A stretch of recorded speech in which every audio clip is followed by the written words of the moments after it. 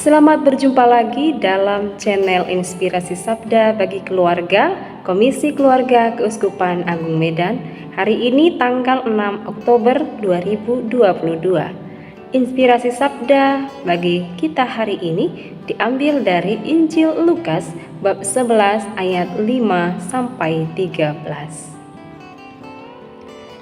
Lalu katanya kepada mereka, "Jika seorang di antara kamu pada tengah malam pergi ke rumah seorang sahabatnya dan berkata kepadanya, 'Saudara, pinjamkanlah kepadaku 3 roti, sebab seorang sahabatku yang sedang berada dalam perjalanan singgah ke rumahku dan aku tidak mempunyai apa-apa untuk dihidangkan kepadanya.'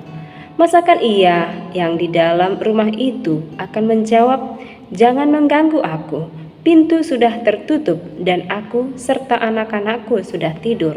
Aku tidak dapat bangun dan memberikannya kepada saudara.'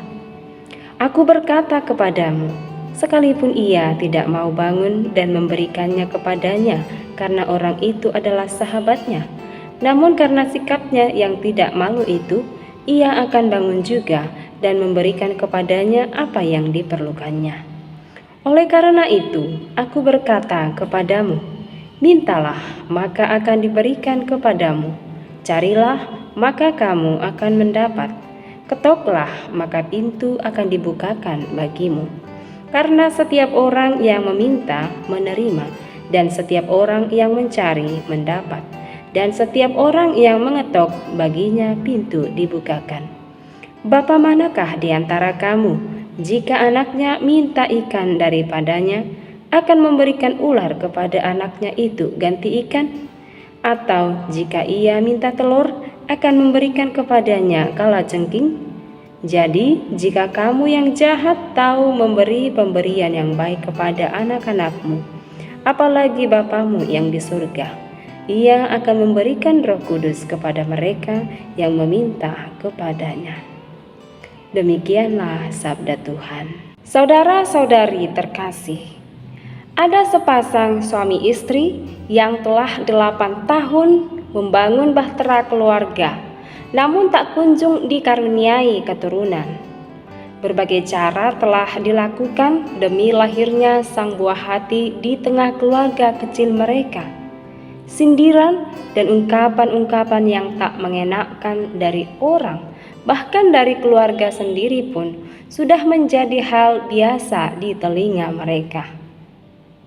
Terkadang itu membuat mereka sedih, namun bukan berarti kecewa atau berputus asa.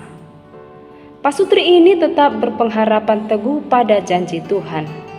Mereka setia berdoa dan memohon supaya mereka selalu diberi kekuatan, kepasrahan, dan keteguhan iman. Mereka selalu memohon kepada Tuhan supaya keluarga besar, terutama mereka berdua, terbuka atas kehendak Tuhan dalam rumah tangga kecil mereka.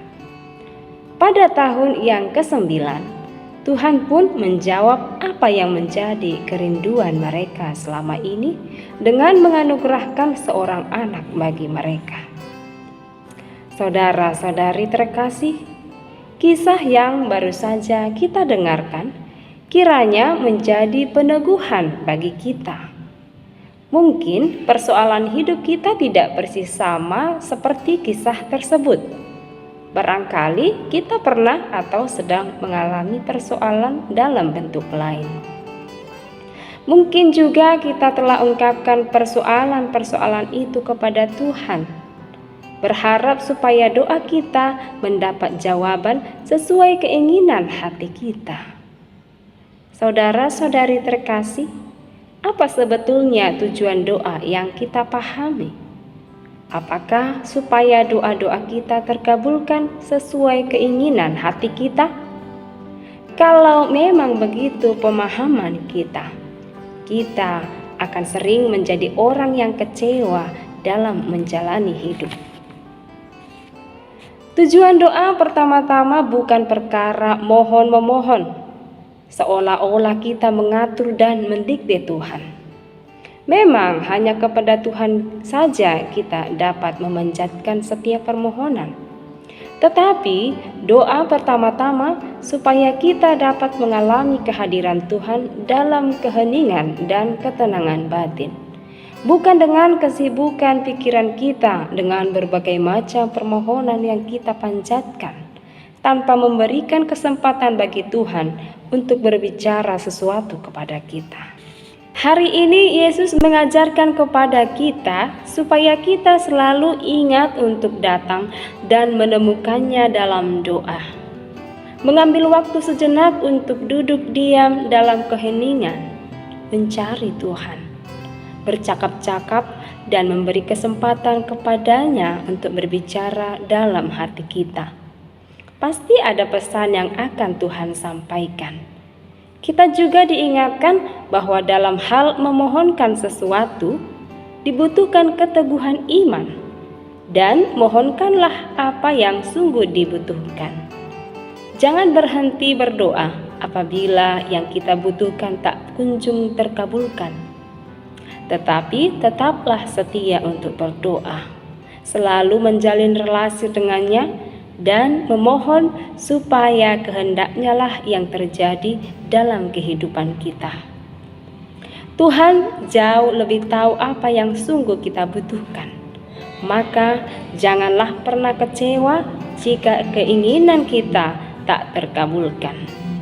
Jika kita setia berdoa dengan sepenuh hati dan terbuka akan kehendaknya, pasti berkat Tuhan akan senantiasa mengalir dalam diri kita, tentu yang sesuai dengan kebutuhan kita. Terima kasih, Tuhan memberkati.